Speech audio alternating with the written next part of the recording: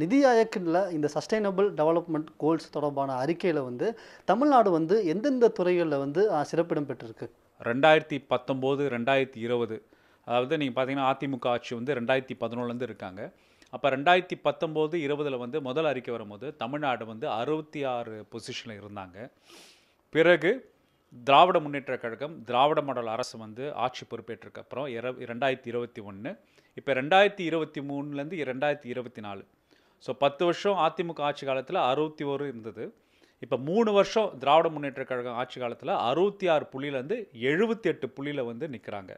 அப்ப கிட்டத்தட்ட ஒரு 12 புள்ளி வந்து உயர்த்தி நிக்கிறது 3 வருஷத்துல ஒரு பெரும் சாதனை.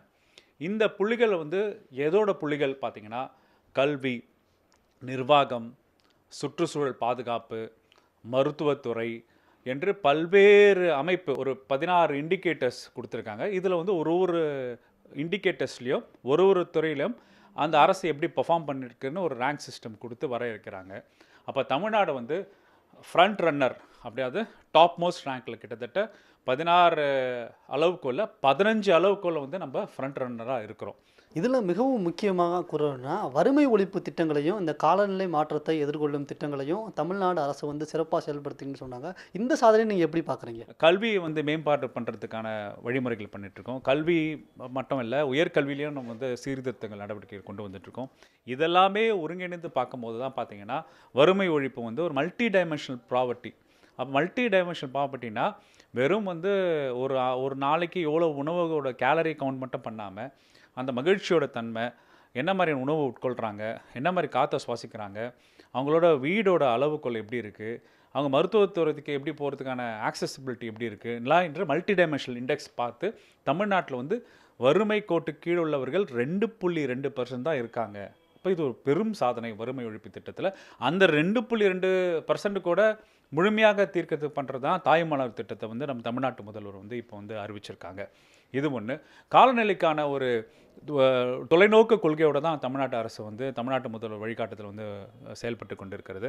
அதனால தான் நீங்கள் பார்த்தீங்கன்னா, கிளைமேட்டிக் சமிட் பற்றி நிறைய வகையான ஆய்வாளர்களை கொண்டு வந்து அரசோட கவர்னன்ஸ் என்ற ஒரு கான்செப்டை உண்டாக்கி க்ரீன் காரிடார்ஸ் இன்க்ரீஸ் பண்ணுறது, காட்டு பகுதியில் வந்து காட்டோடைய ஒரு மாநிலத்துக்கு சதவீதத்தை வந்து உயர்த்துவது, மரங்கள் நடுவது மாதிரியான விஷயங்கள், எமிஷன் கட் பண்ணுற விஷயங்கள், இண்டஸ்ட்ரி பொல்யூஷனை வந்து கண்ட்ரோல் பண்ணுற விஷயங்கள் பற்றிலாம் தமிழ்நாட்டு முதல்வர் ஒரு வழிகாட்டுதலில் வந்து அதுக்கு ஒரு 81 பாயிண்ட்ஸ் வந்து கொடுத்துருக்காங்க.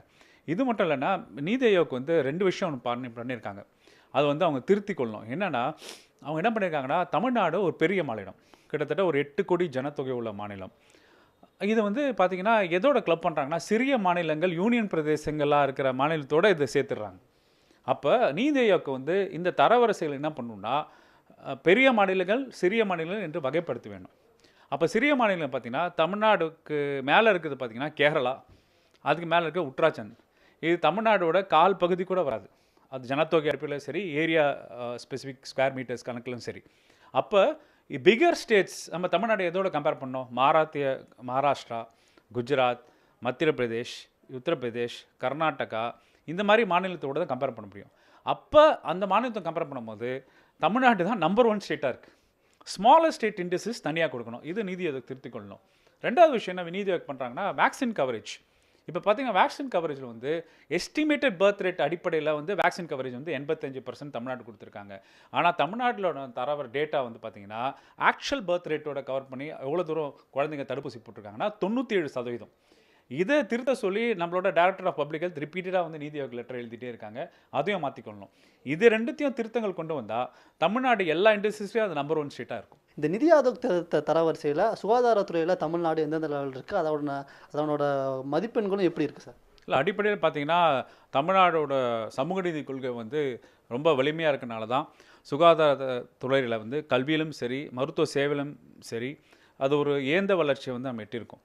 மருத்துவ கட்டுமானங்கள்லேருந்து ஆரம்பித்து கிட்டத்தட்ட மருத்துவர்களாக இருக்கட்டும், செவிலியராக இருக்கட்டும், அவங்களுக்கு நிரந்தர வேலை வாய்ப்பு அளித்து அவங்கள வந்து செயல்படுறதுனால தான் இன்றைக்கி வந்து எல்லா வகையான குறியீடு பார்த்திங்கன்னா, குழந்தை இறப்பு சதவீதம் கிட்டத்தட்ட 8 கிட்டே வந்துட்டோம் 1000 குழந்தைங்களுக்கு. அண்டர் 5 மார்ட்டாலிட்டி அது வந்து 5 வயசு குழந்தைகள் இறப்பு சதவீதம் 1000 குழந்தைங்களுக்கு 13. அப்புறம் தாய் இறப்பு சதவீதம் 1,00,000 பிரசவத்தில் வந்து தாய் இறப்பு சதவீதம் 53.